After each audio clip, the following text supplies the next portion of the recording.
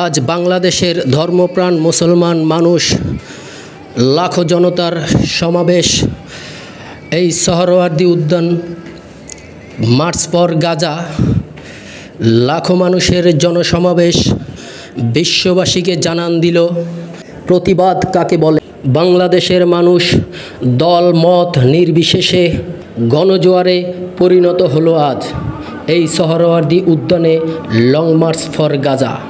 বাংলাদেশের বিভিন্ন স্থান থেকে দলমত নির্বিশেষে হাজার হাজার গাড়িবহর নিয়ে ঢাকায় এই সোহরাওয়ার্দী উদ্যানে গণসমাবেশে প্রতিবাদী সমাবেশে দলে দলে যোগদান করেছে।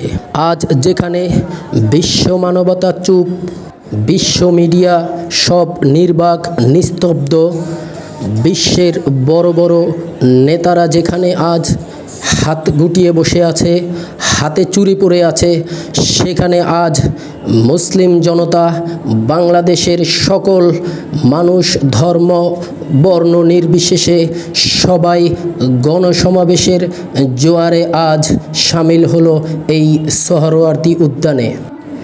আজ যদি ফিলিস্তিনের বর্ডার বাংলাদেশের কাছে হতো, মনে হয় সব মানুষ মিলে কাঁটাতারের বেড়া ছিন্ন করে ভেঙে গুঁড়িয়ে দিয়ে আজ ইসরায়েলের বিরুদ্ধে যুদ্ধ ঘোষণা করত। লড়াইয়ের ওই ময়দানে হাসতে হাসতে জীবন দিয়ে হলেও জিহাদের ডাক দিয়ে ঝাঁপিয়ে পড়ত এই ধর্মপ্রাণ মুসলমান। পার্শ্ববর্তী ক্ষমতাধর দেশগুলো যেখানে আজ নিশ্চুপ হয়ে আছে, ফিলিস্তিনের লাখো মুসলিম আজ হত্যার শিকার, গণহত্যার শিকার, সব কিছু দেখেও আজ যারা চুপ হয়ে আছে, সেখানে আজ বাংলার জনগণ সব একত্রিত হয়ে আজ বিশ্ববাসীকে জানান দিচ্ছে ফ্রি প্যালেস্তাইন, ফ্রি প্যালেস্তাইন। জয়ী হবে ফিলিস্তিন, স্বপ্নে দেখি প্রতিদিন। ইহুদিদের আস্তানা ভেঙে দাও, গুঁড়িয়ে দাও। নেতানিয়াহুর আস্তানা ভেঙে দাও, গুঁড়িয়ে দাও। সন্ত্রাসীর আস্তানা ভেঙে দাও, গুঁড়িয়ে দাও। শান্তিপূর্ণ এই সমাবেশে বিভিন্ন স্থানে 10টি পয়েন্টে হসপিটালের বুথ এর ব্যবস্থা করা হয়েছে। বিভিন্ন সংগঠন থেকে পানি ও খাবারের ব্যবস্থা করা হয়েছে। শান্তিপূর্ণ এই প্রতিবাদী সমাবেশে যারা যোগদান করতে পারি নাই, তারা এই ভিডিওটি শেয়ার করবেন, যাতে করে সকল মানুষ দেখতে পারে, বিশ্ববাসীর কাছে উন্মোচিত হোক নেতানিয়াহুর ইহুদিবাদীদের মুখোশ। মুসলিম উম্মাহ দিচ্ছে ডাক, জায়নিস্টবাদীরা নিপাত যাক।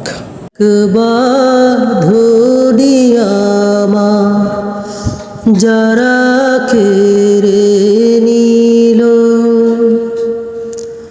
দয়াল আল্লাহ, তাদের কভু বাসিবে না ভালো, বাসিবে না ভালো।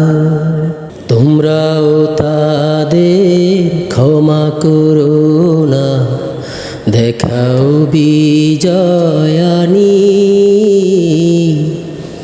কাঁদবে সবাই, ফেলবে শুধুই দুই নয়নের পানি,